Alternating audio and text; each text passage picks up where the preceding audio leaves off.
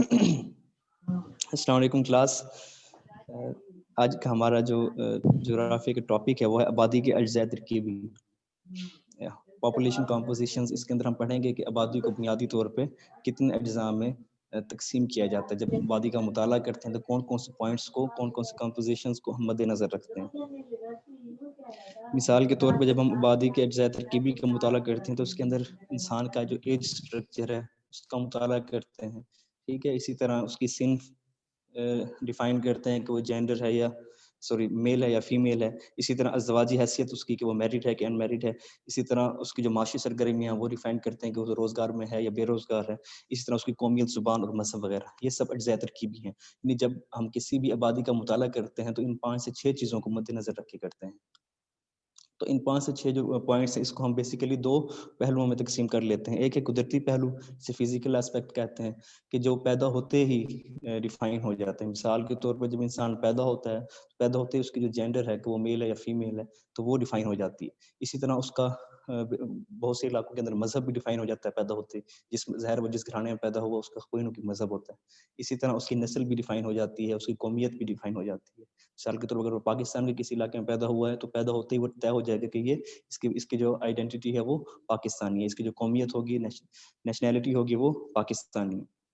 اسی طرح پھر ثقافتی پہلو. ثقافتی پہلو وہ پہلو ہے جو انسان عمر کے خاص حصے میں پہنچنے کے بعد حاصل کرتا ہے. یعنی اس کا تعلق قدرتی پہلوؤں سے نہیں ہے بلکہ انسان کی اپنی کارگزاری کے اوپر ہوتا ہے. مثال کے طور پر اس نے شادی کی ہے یا نہیں کی، یہ قدرتی پہلو نہیں ہے بلکہ یہ ایک ثقافتی پہلو ہے. ٹھیک ہے، وہ بعد میں آگے چل کے اپنا مذہب تبدیل کرتا ہے یا نہیں کرتا، یہ بھی ثقافتی پہلو ہے. پھر وہ آگے چل کے کون سا پیشہ اختیار کرتا ہے، ٹھیک ہے، یہ بھی ثقافتی پہلو ہے. تو ہم بیسیکلی ہم نے آبادی کی جو اجزاء ترکیبی ہیں ان کو 2 حصوں میں تقسیم کیا ہے، ایک قدرتی پہلو اور ایک ثقافتی پہلو. قدرتی پہلو وہ ہے جو پیدا ہوتے ہی ڈیفائن ہو جاتا ہے، ٹھیک ہے، اور جو ثقافتی پہلو ہے وہ انسان کی ایکٹیویٹی پہ ہوتا ہے، جسے ہم ہیومن ایکٹیویٹی کہتے ہیں. جو انسانی سرگرمی ہوتی ہے اس کے اوپر ہوتا ہے کہ وہ جوان ہونے کے بعد کون سا پیشہ اختیار کرتا ہے، شادی کرتا ہے یا نہیں کرتا. ٹھیک ہے، وہ اسی طرح وہ کون سا مذہب اختیار کرتا ہے یہ اس کے اپنے اوپر ہوتا ہے. اب ہم سب سے پہلے قدرتی پہلو کو دیکھیں گے جو فزیکل اسپیکٹس ہیں. اس کے اندر سب سے پہلے ہے ایج سٹرکچر، عمر کا ڈھانچہ. اب ایج سٹرکچر بیسیکلی 3 حصوں میں ہوتا ہے. ایک کم سنی، ٹھیک ہے، جسے ہم شباب کہتے ہیں، کم سنی کہتے ہیں. ٹھیک ہے، پھر اس کے بعد اڈلٹ ایج آتی ہے، ٹھیک ہے، جو جوانی کی حالت ہوتی ہے. ٹھیک ہے، اس کے بعد پھر وہ عمر رسیدگی میں یا ایجڈ پرسن شمار ہونا شروع ہو جاتا ہے. تو بیسیکلی 3 حصے ہیں ہمارے پاس. آپ دیکھیں گے پیج 58 پہ کہ جو ہم نے ایج گروپ بنایا ہے اس کے اندر سب سے پہلے شباب. اب یہ وہ گروپ ہے جس میں 14 سے 19 سال سے کم عمر لوگ آتے ہیں. ٹھیک ہے، یعنی جو ٹین ایج اس سے کم کے جو لوگ ہوتے ہیں وہ اس گروپ کی ایج کی اس گروپ کے اندر وہ شامل ہوتے ہیں. یہ غیر افزائش پذیر ہوتا ہے. ٹھیک ہے، یعنی ابھی یہ جو بھی لوگ 14 سال سے کم عمر کے ہوتے ہیں، ٹھیک ہے، 14 سے 18 سال کی عمر سے کم کے ہوتے ہیں وہ غیر افزائش پذیر شمار ہوتے ہیں. ٹھیک ہے، اسی طرح بہت سے ترقی یافتہ ممالک میں جہاں پہ اس عمر کے گروپ کو کم کرنے کے بارے میں سنجیدگی سے سوچا جا رہا ہے، یعنی وہاں پہ برتھ ریٹ پہ کنٹرول کیا جا رہا ہے. بہت سے ایسے یورپی ممالک ہیں خاص طور پہ، ٹھیک ہے، جو برتھ ریٹ پہ کنٹرول کرتے ہیں. جب وہ برتھ ریٹ پہ کنٹرول کرتے ہیں تو وہ ان کے پاس جو اس ایج گروپ کے جو لوگ ہیں وہ بہت کم ہو جاتے ہیں.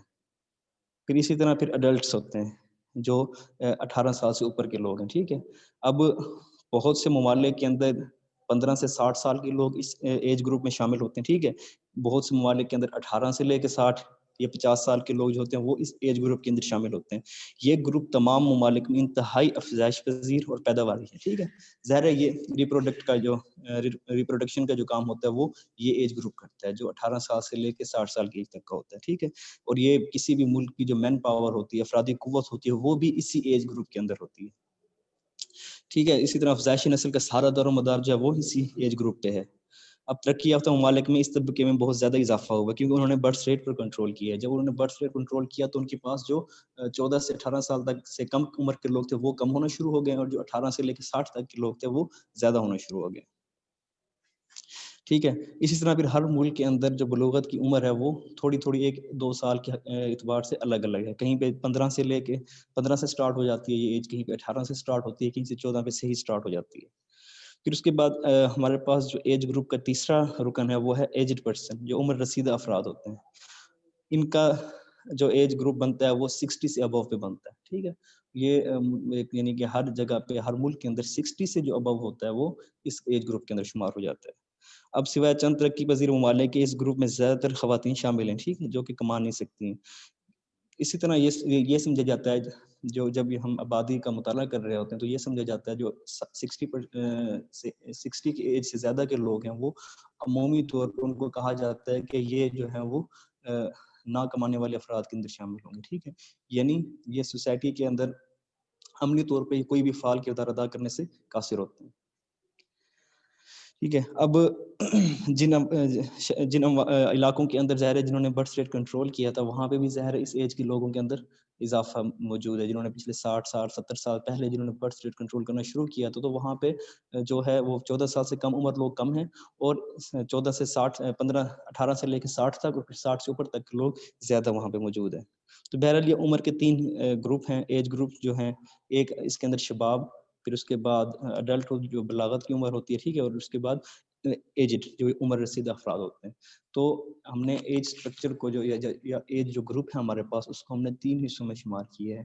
ایک وہ ہے جو 14 سال سے کم عمر کے بچے ہوتے ہیں, ٹھیک ہے, یہ غیر افزائش پذیر ہوتے ہیں. ٹھیک ہے, ہر ملک کے اندر چاہے کوئی بھی ملک اس کے اندر ان کو غیر افزائش پذیر شمار کیا جاتا ہے, یعنی یہ ریپروڈکشن نہیں کر سکتے ہیں. ٹھیک ہے, پھر اس کے بعد 15 سے لے کے 60 تک یا 18 سے لے کے 60 تک کا جو ایج گروپ ہوتا ہے وہ ریپروڈکشن کا کام کرتا ہے. افزائش نسل کا سارا جو دار و مدار ہوتا ہے وہ اسی کیا کہتے ہیں ایج گروپ کے اوپر ہوتا ہے. اسی طرح یہی ایج گروپ ہوتا ہے جو آگے چل کے کوئی نہ کوئی روزگار اختیار کرتا ہے. اسی ایج گروپ سے ڈیفائن ہوتا ہے کہ کون سے لوگ کس ملک کے اندر کتنے افراد جو ہیں وہ روزگار سے وابستہ ہیں, کتنے افراد بے روزگار ہیں. جو یعنی سوسائٹی جو ایکٹیو ہوتی ہے وہ اسی ایج گروپ کی وجہ سے ایکٹیو ہو رہی ہوتی ہے. کسی بھی سوسائٹی کی ترقی کا دار و مدار, ٹھیک ہے, وہ اسی ایج گروپ کے اوپر ہوتا ہے. اگر یہ ایج گروپ خوشحال ہے, یعنی کہ 18 سے لے کے 60 تک کا جو ایج گروپ ہے, چاہے وہ میل ہو یا فیمیل ہو, اگر یہ ایج گروپ خوشحال ہے تو اس کا مطلب ہے کہ وہ ملک ترقی یافتہ ہے. پھر اس کے بعد 60 سے ابو سٹارٹ ہونا چاہیے, انہیں ایجڈ جو ہے گروپ شمار ہونا شروع ہو جاتا ہے. ٹھیک ہے, وہ ایجڈ گروپ عموماً جو ہے وہ غیر فعال ہوتا ہے. ٹھیک ہے, وہ گھروں میں بیٹھا ہوتا ہے. بہت سے ممالک ہیں, ٹھیک ہے, بہت کم ممالک ہیں جہاں پہ 60 سے ابو لوگ جو ہیں وہ کوئی سوسائٹی کے اندر فعال کردار ادا کر رہے ہوتے ہیں. ٹھیک ہے, اب ہمارے پاس ایک اور امپورٹنٹ جو پوائنٹ ہے وہ ہے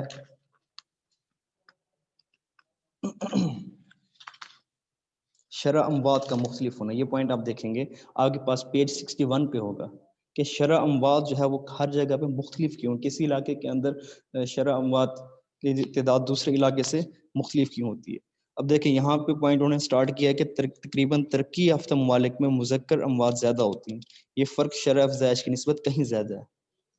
مذکر اموات سے مراد یہ کہ جو ان کا میل جینڈر ہے وہ اس کے اندر جو ہے کیا کہتے ہیں ان کا جو شرح اموات ہے وہ زیادہ ہوتا ہے.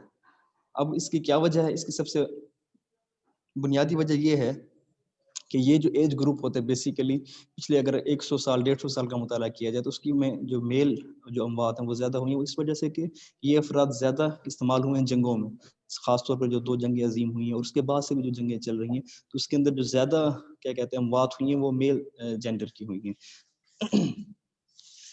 اسی طرح یہاں پہ آگے انہوں نے بتایا ہوا ہے کہ بہت سے ایشیائی اور لاطینی امریکہ جو کے ممالک ہیں وہاں پہ خواتین جو ہیں وہ زیادہ تعداد میں اموات ہوتی ہیں ان کی. اس کی بہت سی وجوہات ہوتی ہیں, خاص طور پہ خواتین کو کسی نہ کسی وجہ سے وہاں پہ کوئی چھوٹی موٹی ایشو کے اوپر بھی مار دیا جاتا ہے. اس وجہ سے وہاں پہ شرح اموات جو ہیں خواتین کے اندر زیادہ ہیں. اب انہوں نے یہاں پہ مثال دی ہے کہ ہندوستان کے اندر ایک رسم ہوا کرتی تھی ستی کی رسم, کہ جس کے اندر اگر عورت کا خاوند فوت ہو گیا تو اس کو بھی ساتھ میں جلا دیا جاتا تھا. تو اس کی وجہ سے بھی وہاں پہ عورتوں کا جو شرح اموات ہے اس کے اندر اضافہ ہو گیا. پھر اس طرح ایک اور پوائنٹ ہے جس کے وہ ہے انتقال آبادی, مائگریشن.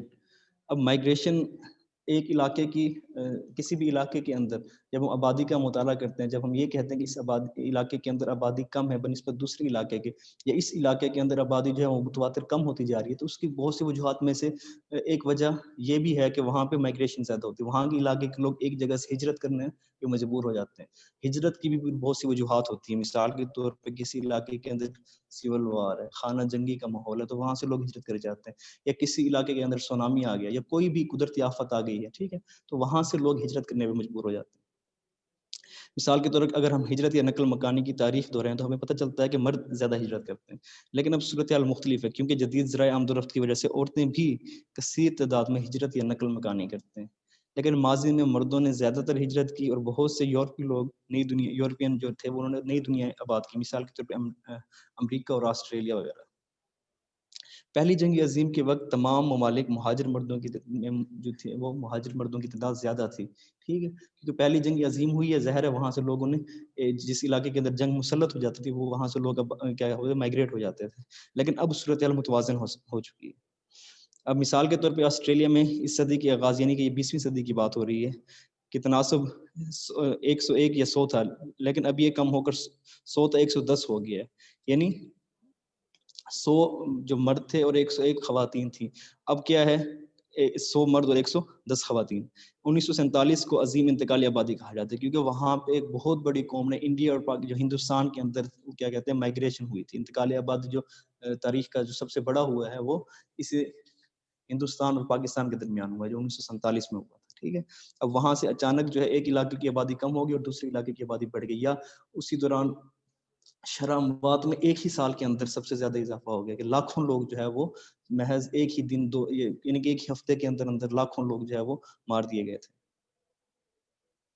تو اگر ہم ترقی پذیر ممالک میں اندرونی انتقال انٹرنل مائگریشن کا مطالعہ کریں، انٹرنل مائگریشن کا مطلب یہ ہوتا ہے کہ ایک شہر سے دوسرے شہر کی طرف چلے جانا، ٹھیک ہے، یا گھر سے کچھ کلومیٹر دور چلے جانا، ٹھیک ہے، یہ اسے کیا کہتے ہیں کہ اندرونی انتقال آبادی۔ مثال کے طور پہ کوئی انسان جاب کرتا ہے، اگر وہ ملتان جلال پور سے ملتان جاتا ہے تو وہ ڈیلی بیسس پہ جا رہا ہے، تو اس کا ڈیلی بیسس پہ انتقالی آبادی ہو رہی ہے کہ ڈیلی بیسس پہ جو افراد کی تعداد میں ایک شہر میں کمی ہو رہی ہے اور دوسری شہر میں اس کا اضافہ ہو رہا ہے، ٹھیک ہے۔ تو یہ مرد زیادہ کرتے ہیں کیونکہ انہوں نے جاب وغیرہ کرنی ہوتی ہے، ٹھیک ہے۔ اسی طرح جو اسٹوڈنٹس ہوتے ہیں وہ ایک شہر سے دوسرے شہر جب تعلیم حاصل کرنے کے لیے کچھ خاص وقت کے لیے جاتے ہیں تو اس خاص وقت کے خاص دورانیے کے اندر بھی ایک شہر کی آبادی میں دوسرے شہر اور دوسرے شہر کی آبادی میں آپس میں فرق آ جاتا ہے۔ تو یہ اندرونی انتقالی آبادی ہے جو عموماً جو ہے وہ عارضی ہوتی ہے۔ اگر ہم ترقی پذیر ممالک میں اندرونی انتقالی آبادی یعنی انٹرنل مائگریشن کا مطالعہ کریں تو اس میں زیادہ تر مرد ہی تعلیم، کاروبار یا ملازمت کی خاطر شہروں میں آ کر آباد ہوئے۔ تو یہ ہمارے پاس 3 سے 4 بیسک پوائنٹس ہیں جہاں سے ہمیں یہ پتہ چلتا ہے کہ ایک ہی علاقے کے اندر کیا کہتے ہیں آبادی کا جو تناسب وہ دوسرے علاقے سے کم یا زیادہ کس وجہ سے ہوتا ہے۔ ایک تو یہ ہے کہ شرح اموات میں کیا کہتے ہیں اضافہ ہونا شروع ہو جائے۔ اب جن علاقوں کے اندر شرح اموات بڑھ جاتی ہیں تو ان علاقوں کی آبادی ظاہر ہے وہ آٹومیٹکلی کیا ہو جاتی ہے، کم ہونا شروع ہو جاتی ہے۔ پھر شرح اموات کی بہت سی وجوہات ہوتی ہیں کہ ایک تو خانہ جنگی ہے وہاں پہ، ٹھیک ہے، لوگ ایک دوسرے کو مار رہے ہیں، یا پھر وہاں پہ قدرتی آفات ہے، ٹھیک ہے، زلزلہ آ گیا، سونامی آ گیا، ٹھیک ہے، اس کی وجہ سے بھی لوگ، یا پھر کوئی ایسی بیماری آ گئی ہے جیسے اب کرونا وائرس ہے، اس طرح کی بیماریاں جو ہیں وہ آ جاتی ہیں، جیسے یا طاعون کی بیماری جیسے آئی تھی ایک دور میں، تو اس کی وجہ سے بھی آبادی کی جو تعداد ہے وہ کم ہونا شروع ہو جاتی ہے۔ پھر اس کے بعد ایک اور فیکٹر ہوتا ہے آبادی کے اوپر جو اثر انداز ہوتا ہے وہ ہے مائگریشن کا، کہ ایک علاقے کے لوگ جب ہجرت کر کے دوسرے علاقے میں جاتے ہیں تو جو جس علاقے سے لوگوں نے ہجرت کی ہوتی ہے اس علاقے کے اندر آبادی کا تناسب جو ہے وہ اونچا نیچا ہوتا ہے، یعنی کم ہونا شروع ہو جاتا ہے، ٹھیک ہے، اور بنسبت اس علاقے کے جہاں کی طرف لوگ ہجرت کر کے گئے۔ پھر اسی طرح انتقالی آبادی کی سب سے بڑی مثال جو ہے جو پچھلی صدی کے اندر جو موجود ہے وہ انڈیا اور پاکستان کے درمیان جو ہندوستان کے اندر جو انتقالی آبادی ہوئی ہے جب پاکستان بنا تھا تو لاکھوں افرادوں نے ہجرت کی تھی، ایک علاقہ چھوڑ کے دوسری علاقے کی طرف آئے تھے۔ اسی طرح لاکھوں افراد جو ہے وہ اسی دورانی میں مارے بھی گئے تھے۔ اس کی وجہ سے بھی ہندوستان کی آبادی پہ ایک بہت بڑا کیا کہتے ہیں اثر ہوا تھا۔ پھر اسی طرح اگر ہم کچھ صدیاں پہلے دیکھیں تو امریکہ اور آسٹریلیا خاص طور پہ ایسے نام ہیں جہاں پہ لوگوں نے ہجرت کی ہے، خاص طور پہ امریکہ اور آسٹریلیا جو کیا کہتے ہیں بر اعظم آسٹریلیا جو ہے یہاں پہ انگلستان کے لوگوں نے ہجرت کی تھی، اسی طرح امریکہ کے اندر بھی انگلستان کے لوگوں نے ہجرت کی تھی۔ پھر اسی طرح انتقالی آبادی کے اندر ایک اور پوائنٹ ہوتا ہے کہ جو اندرونی انتقالی آبادی ہوتی ہے، انٹرنل مائگریشن ہوتا ہے، جس کے اندر لوگ ایک علاقے سے دوسرے علاقے میں عارضی طور پہ رہنے کے لیے چلے جاتے ہیں، تو اس کی وجہ سے بھی ظاہر دو شہروں کی آبادی میں آپس میں کوئی نہ کوئی اثر ہوتا ہے کہ مثال کے طور پہ اگر یہاں کے ہمارے جلال پور کے لوگ کراچی چلے جاتے ہیں یا ملتان چلے جاتے ہیں تعلیم حاصل کرنے کے لیے یا روزگار کی خاطر، تو ظاہر ہے جس علاقے کی طرف لوگ جا رہے ہیں وہاں کی آبادی میں آٹومیٹکلی اضافہ ہو جائے گا۔ تو یہ وہ عناصر ہیں جس کی وجہ سے کسی علاقے کے اندر آبادی جو ہے وہ کی جو کمی بیشی ہوتی ہے یا اس کی جو پرسنٹیج ہوتی ہے اس کے اوپر اثر ہوتا ہے۔ اب ہمارے پاس آگے جو پوائنٹ ہے وہ ہے ثقافتی پہلو کا۔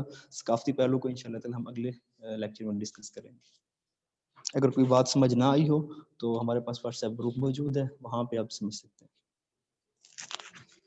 شکریہ.